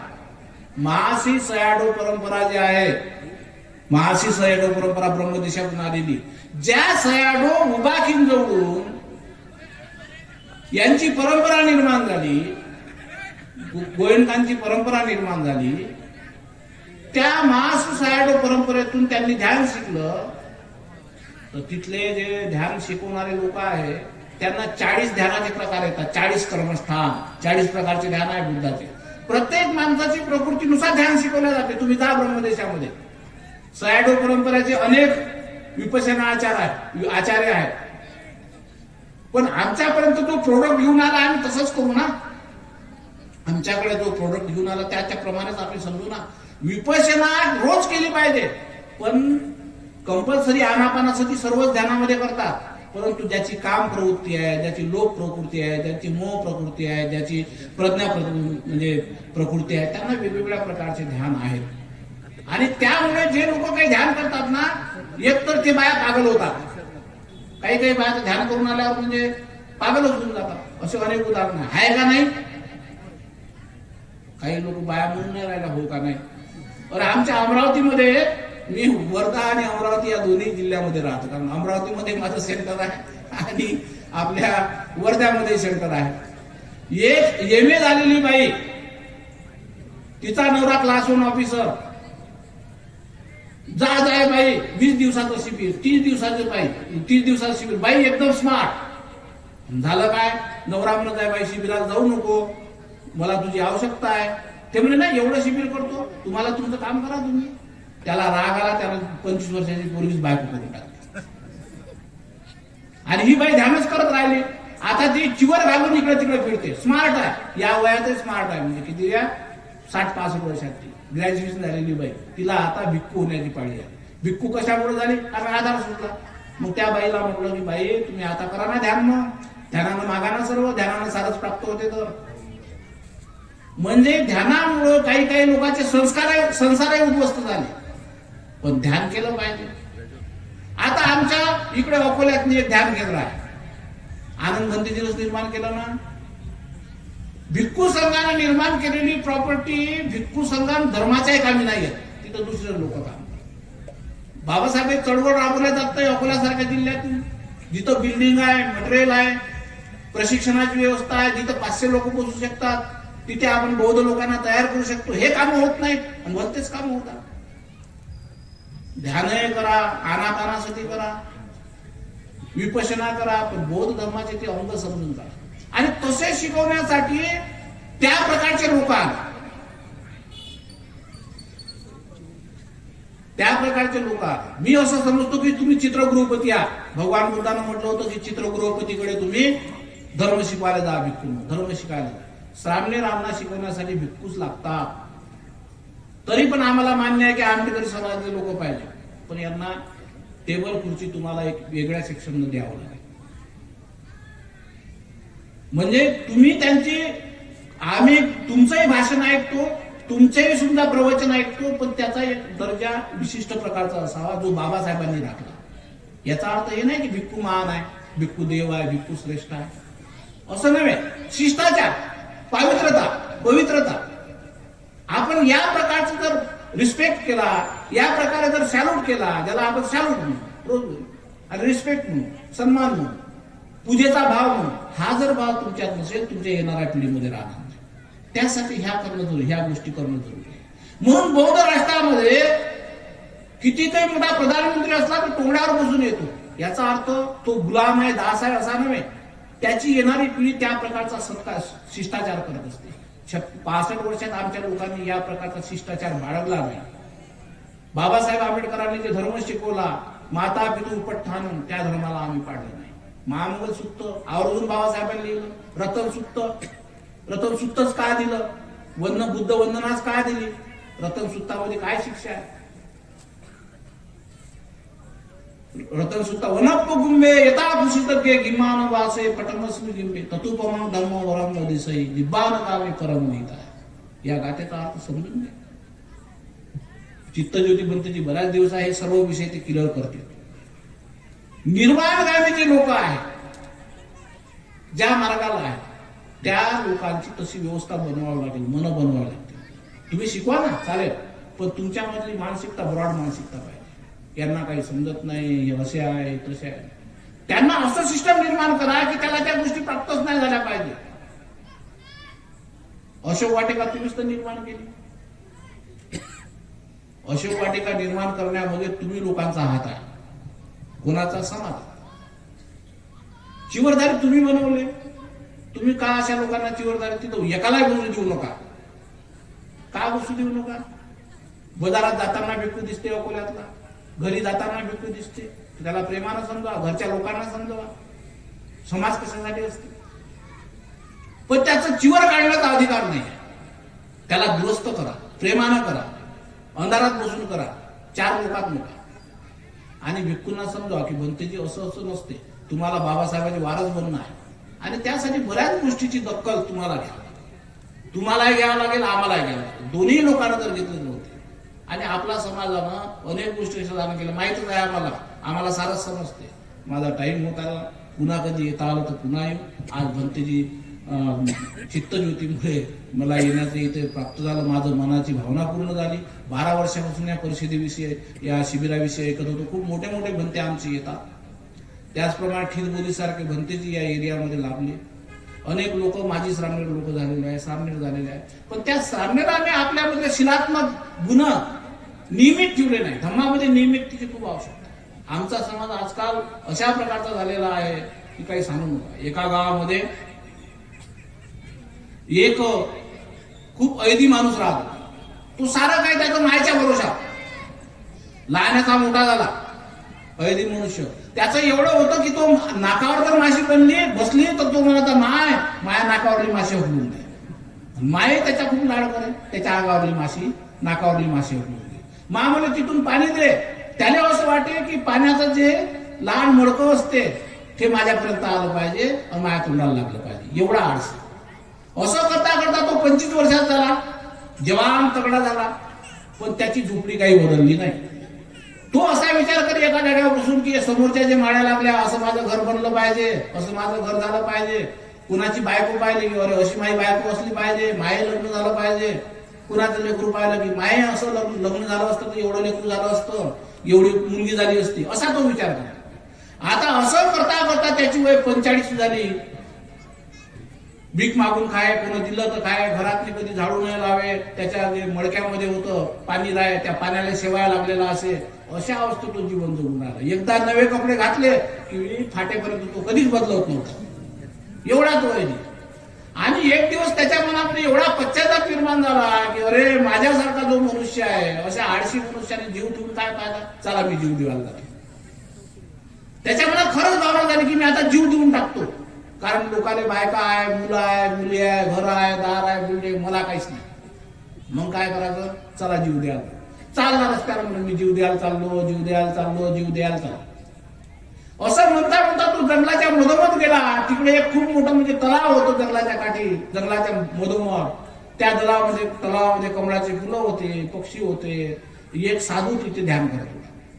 हा जोरजोरात त्या काठावर उभा राहून म्हणतो, काय म्हणतो की हे तलावा, मी आता स्वतः आत्महत्या करणार, माझा जीव देणार. असा तो जोरदाराने म्हणून राहिला. एक वेळा नाही, 5-6 वेळा.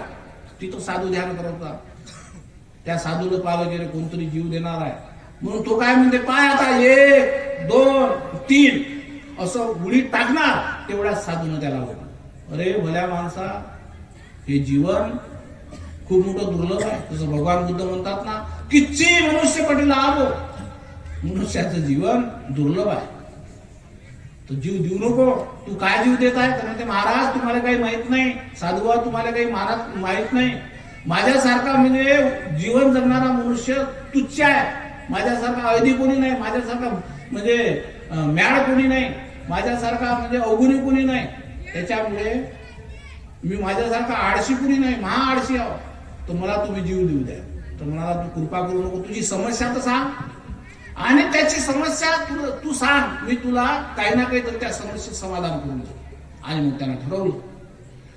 साधू जवळ त्याने सांगितलं की मी अशा प्रकारचा मनुष्य आहोत, जीवनामध्ये मी काहीच केलं नाही. तर साधू म्हणे, तू चिंता करू नको, तुला म्हणे मी एक महामंत्र देतो. ते महामंत्र तुला मी शिकवतो, तुझ्या कानात 3 वेळा सांगतो. आणि त्याला 3 वेळा तो मंत्र कानात फुकला. कोण? साधून, महाराजनं. आणि यानं तो शिकून घेतला. पाय म्हणे, हे मंत्र तर तुला दिला, पण तू जेव्हा काही मागशील कोणतीही गोष्ट, माग या मंत्राचा उच्चार केल्यानंतर तुला एक गोष्ट प्राप्त होईल, पण तुझ्या शेजाऱ्याला, तुझ्या बाजूच्या गावातल्या लोकांना 2 गोष्टी प्राप्त होईल. तुला 3 गोष्टी जर मागितल्या तर त्याले 6 गोष्टी मिळेल. तू 5 गोष्टी जर मागितल्या त्यांना 10 मिळेल.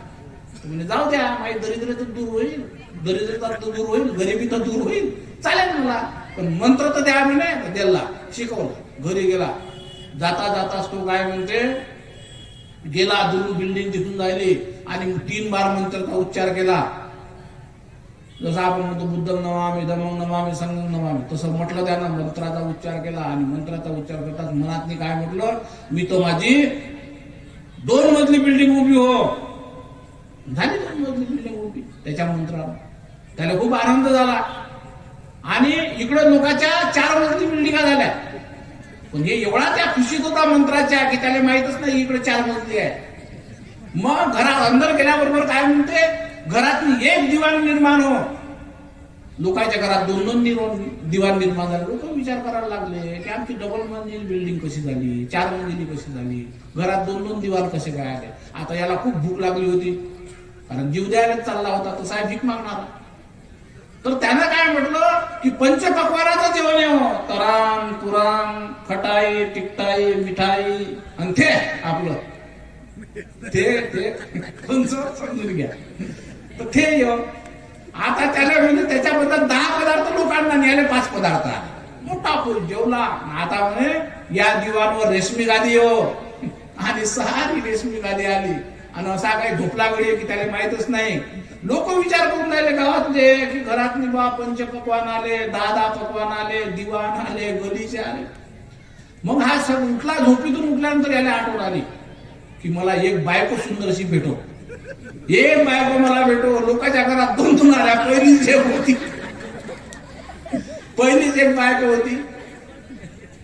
हे बायको पहिली भांडत नाही, या 2 बायला तुम्ही कुठून आल्या आणि हे असं कसं होऊन जाईल. लोकांना काही समजत नाही. असं करता करता म्हणजे असे वर्ष उलटून गेले. आणि त्याच्यानंतर त्याच्यामध्ये मानवी प्रवृत्ती जागृत झाली. म्हणजे दुसऱ्याला जे संपत्ती मिळून दिलेली राहते ना, त्याची समज मनुष्याला राहत नाही. तर त्याला नंतर समज आली की अरे मराले मी चाललो होतो, जीव माझा जाणार होता, साधून मंत्र मला शिकवला आणि माझ्यामुळे एवढे मजा मारून जायले. मी नावाचा पट्ट्याच होतो, माझ्यामुळे सुखी होतात ना. तर त्यामुळे मग त्यानं काय म्हटलं की मी यायचं पाहतोस कसं काय यांना लाभ होत होतो. माझा एक डोळा भोकणावं म्हटला मंत्र म्हटला. माझा एक डोळा भोकणावं, लोकांचे 2 डोळे भोकणे. सारं गाव म्हणून चिल्लावून राहिलं, ओरडून राहिलं, माझे डोळे कुठे गेले, डोळे कुठे गेले, डोळे कुठे गेले. आणि मग काय झालं, मग म्हणते माझा एक कान बहिराव, लोकांचे 2 कान बहिरे. साऱ्या गावात एकमेकाला टक्कर, घरातल्या घरात टक्कर, घरातल्या घरात भांडण.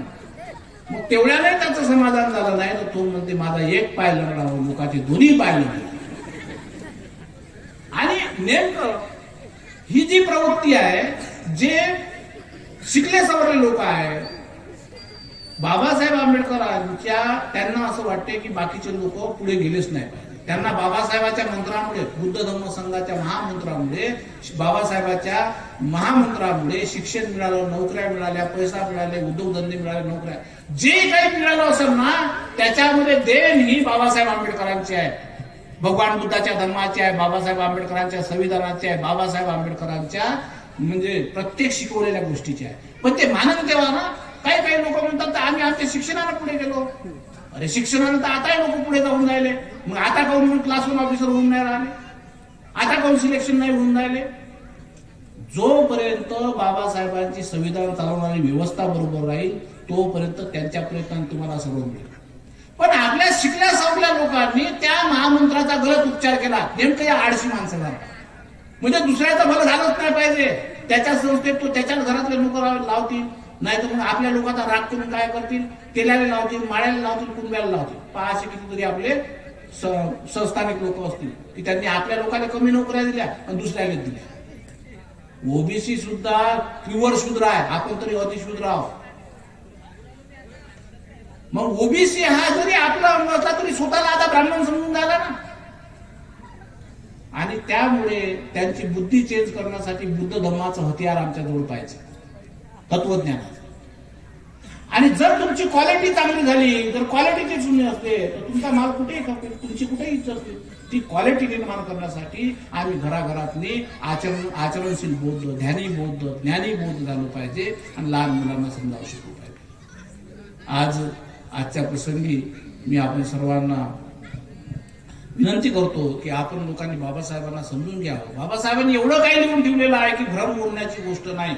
हू were the Shudras, annihilation of caste, problem of the rupee, आणि महाराष्ट्र शासनाचे ग्रंथ प्रकाशित केले. पण ते ग्रंथ अजून आमच्यापर्यंत आलेच नाही. आम्ही 2च ग्रंथ पाहतो, एक तर मिलिंद प्रश्न, त्याच्यात ती व्रताची महिमा किती आहे. मिलिंद राजानं 6 दिवस, एक आठवडा उपोषण व्यक्त केलं, तेव्हा तो नागसेनापर्यंत प्रश्न विचारण्यासाठी जाण्याची त्यानं हिंमत केली.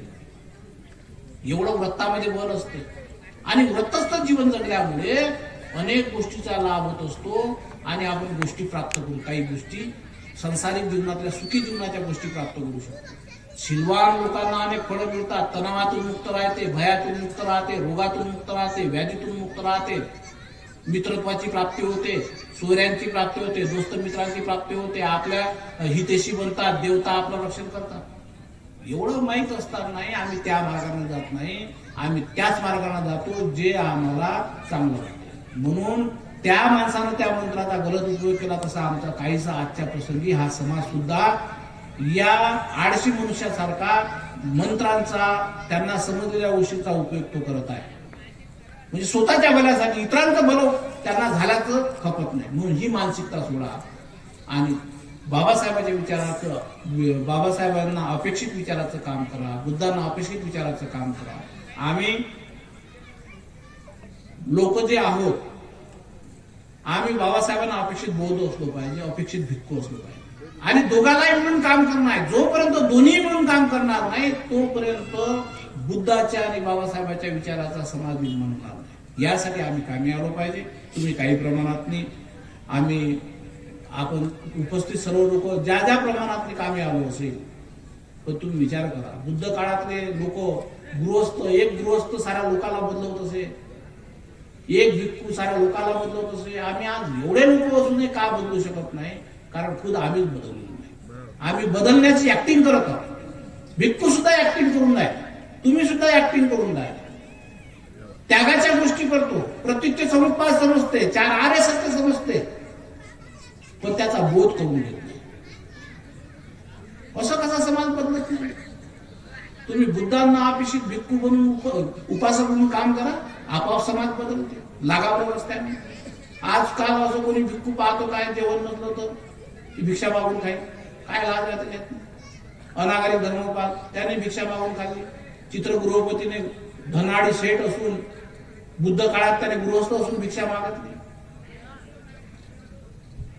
आणि तुम्ही ध्यानात ठेवा, आपण ज्या RSS वर रोष प्रगट करतो त्या RSS चे लोक एवढे त्यागी आहेत की आजीवन लग्न करत नाहीत. आमचे लोक तर काम करता करता बायकोच करून घेते आणि दोष RSS वर देते. आपले बामशेटची वामन मित्र लग्न करणार नाही म्हणून प्रतिज्ञा घेतली होती ना, केलं लग्न. आता एक पूर्व आहे. म्हणजे मी चुकीचं नाही, काम मोठं आहे त्यांचं. पण आपल्याला म्हणायचं आहे की तुम्ही व्रत काही करता म्हणून त्यासाठी तुम्हाला परफेक्ट गृहस्थ बनावं लागेल, परिपूर्ण गृहस्थ बनावं लागेल. आणि तुम्ही जर चांगले बौद्ध बनले तर चांगले भिक्खू बनेल. आणि दोघं मिळून जर चांगले काम केले तर अकोला जिल्ह्यातच बदलावाचं ठरवा ना, तर आपोआप होईल. आता वाटचाल केली, भिक्खू संघाला संघटित करत आहे आणि एकत्र प्रचार केला. आता मी बैठक मध्ये म्हटलं मागचं जे गेलं ते गेलं, आता पुढं काय करायचं तर करा. आणि पहिले तो बंदोबस्त काढला की ज्या भिक्खू जवळ संस्था आहे तुमचे पैसे गेले कुठं, हा प्रश्न मी विचारला. खोटं म्हणून नाही सांगत. एक व्हिडिओ चित्तज्योती बंदेजवळ ठेवलेला आहे, पण आपल्या प्रज्ञानदर्शी जवळ तुम्ही पाहू. तुमचे एवढ्या वर्षाचे पैसे कुठे गेले? नोकरीवाले प्राध्यापक आहे, नोकरी कॉलेज काढले, तुमचे हॉस्टेल आहे, तुमचे पैसे गेले कुठं? तरी तुम्ही 1000 रुपयाला हात फैलवता शिबिरात आल्या. आम्ही बेरोजगार लोक आहोत, समाजाच्या भरोशावर लोक आहोत. पण ज्यांनी संस्था निर्माण केल्या, ज्यांचे कॉलेज आहे, स्कूल आहे, डॉक्टर आहे, PhD झालेले आहे, प्राचार्य आहे, प्राध्यापक आहे, त्या लोकांचे पगार 1,90,000 रुपये आहे. 1,90,000 आहे. त्यांचे एवढे कोटी रुपये गेला, समाज त्यालाही विचारत नाही. मग मी विचारलो तर काम करायला निघा. गरीब समाज काय दान देता, काय पैसे देता, असं कसं काम होत नाही. म्हणून साऱ्यांची जबाबदारी आहे, साऱ्यांनी जबाबदारी पूर्ण करा. जशी तुम्ही थोडे थोडे करत आले, आता आपण ठरवा की यानंतर आपण 30% जबाबदारी पूर्ण करू, 70% धर्माची करा. म्हणून आजच्या काळाच्या गरज समजून काम करा. सर्वात पहिलं प्राधान्य रोजगाराला द्या, शिक्षणाला द्या, धर्माला द्या आणि आचरणाला द्या, आरोग्याला द्या. ह्या साऱ्या गोष्टीवर काम केल्याशिवाय आमच्या विंग्स काम करणार नाही. तोपर्यंत येणाऱ्या पिढीचं आम्ही रक्षण करू शकणार नाही. बौद्ध धर्मानं ह्या गोष्टी शिकवल्या, म्हणून या धारण करावं ही अपेक्षा करून आपण या साऱ्या गोष्टीवर काम करू शकलो पाहिजे. पुढे माग इथे आम्ही भिक्खू संघ संघटित करण्यासाठी आलो तर निश्चितच तुमची उपयोगिता सिद्ध होईल. आपण मला बोलावलं, मी आपल्याप्रती कृतज्ञ आहे. तुमच्यामुळे सर्वांशी हितगुज करता आलं. भगवंत चित्तबुद्धी यांनी बोलावलं, त्यांना पण अनेक मंगलकामना. आणि आपण सर्वांनी मला ऐकून घेतलं एवढ्या वेळपर्यंत. आपल्या सर्वांच्या प्रती मंगलाची कामना करतो. धम्मदेशनीला पूर्णविराम देतो. सर्वांचं मंगल हो भवतु, सर्व मंगल. साधु साधु साधु. धन्यवाद बंधूजी. कसं वाटलं प्रवचन?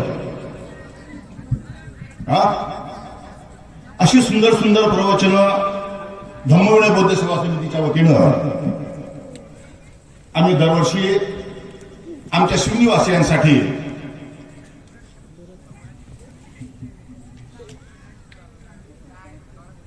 या ठिकाणी अनेक दूरदूरचे भिक्षू बोलवून आमच्या शिवनी गावातील बौद्ध बांधवांचं प्रबोधन करत असतो. या ठिकाणी गेल्या 11 वर्षापासून हे 12वं वर्ष आहे. अनेक विद्वान भंतेजी या ठिकाणी येऊन सुंदररित्या प्रबोधन करून आमच्या शिवनीमध्ये धम्माची बीज पुरवण्याचं पवित्र कार्य अनेकांच्या माध्यमातून केलेलं आहे. या ठिकाणी धम्मसेवक भंतेजी, या ठिकाणी पूज्य भगवंत आपले खेमधम्म भंतेजी, उपगुप्त भंतेजी, सुमेध बोधी भंतेजी प्राचार्य, ज्ञानज्योती भंतेजी, असे अनेक विद्वान भंतेजी धम्मविनय बौद्ध सेवा समितीच्या बॅनर खाली आम्ही या ठिकाणी आणले. बोधीपालो भंतेजी सारखे विद्वान भंतेजी या ठिकाणी आमच्या शिवनीतील बौद्ध बांधवांना, आमच्या भगिनींना धम्म समजून सांगण्यासाठी या ठिकाणी आणलेले आहेत. फक्त भंतेजीच नाहीत तर या ठिकाणी विद्वान अशी प्रबोधनकार सुद्धा आमच्या शिवनीतील आमच्या बौद्ध बांधवांना, फक्त बौद्ध बांधवांनाच नाही तर आपल्या गावातील सर्व समाजातील लोकांना धम्म समजून सांगण्यासाठी प्रबोधनकार म्हणून दिवा भागुल सर, नाव सांगा जरा, बागुल सर, भाऊ लोखंडे, इकडे खोबराकडे यावर्षी येणार आहेत. अशी अनेक विद्वान माणसं प्रबोधनासाठी सर आम्ही या ठिकाणी आम्ही या ठिकाणी बोलवलेले आहेत. दिवा बागुल सर जवळजवळ 2-3 वर्ष या ठिकाणी आलेले आहेत. परंतु अशोकरावांनी इंगळे साहेबांनी असं कधी म्हटलं नाही की आम्ही इथं असल्यावर त्यांना का बोलावं. जे जे चांगलं आहे, ज्या ज्या ठिकाणी चांगलं आहे तिथे आपण घेतलं पाहिजे, त्यांना बोलावलं पाहिजे, त्यांचं ऐकलं पाहिजे. फारसाकडे सरांना तर आम्ही रोजच ऐकतो, पण इन्स्टेड ऑफ खोबऱ्याकडे सरांना जे मोठे अधिकारी, फार मोठा अनुभव त्यांच्या पाठीशी, तो अनुभव आम्ही कधी ऐकणार.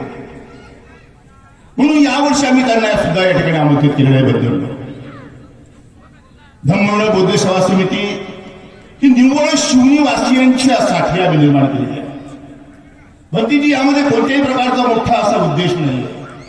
आम्ही जिल्ह्याचं नेतृत्व करावं किंवा मोठं नेतृत्व करावं हा उद्देश असून फक्त शिवणीमधील आमच्या बंधू भगिनींना, आमच्या लोकांना धम्म मार्गावर आणावं या पवित्र हेतून निर्माण केलेली संस्था.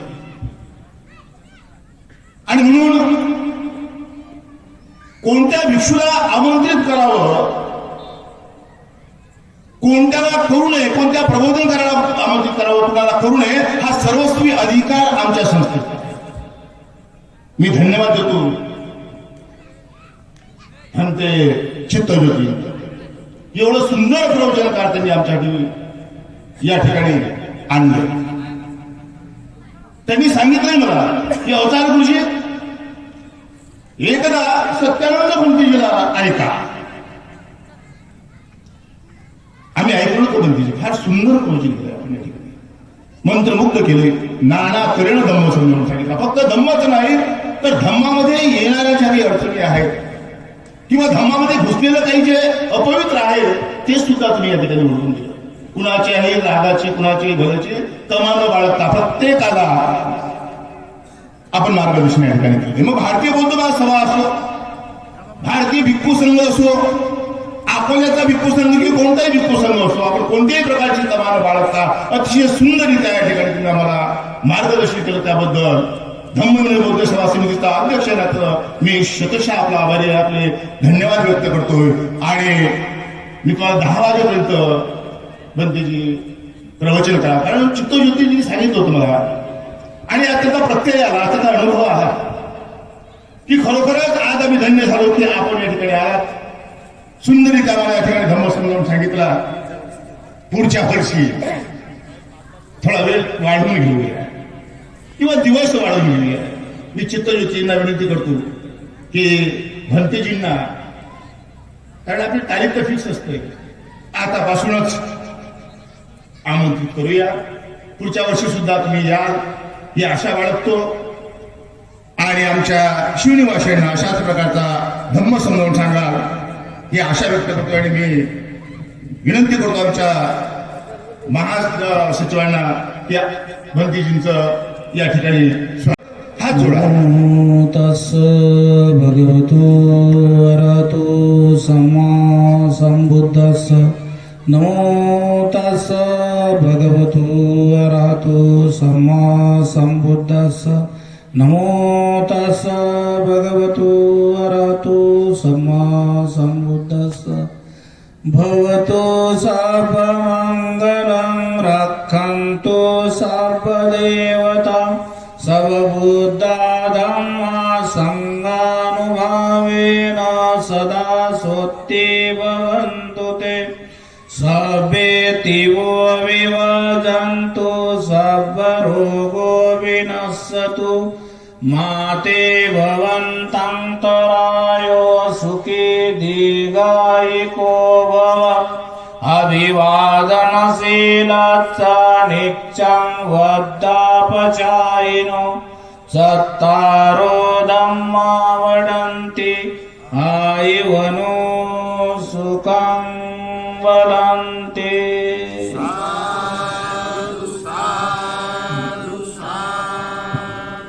बुद्धं नमः, धम्मं नमः, संघं नमः. मला इथे येऊन खूप चांगलं वाटलं. पुढच्या वर्षी येता आलं. अवचार साहेबांनी जे सांगितलं निश्चितच येऊ.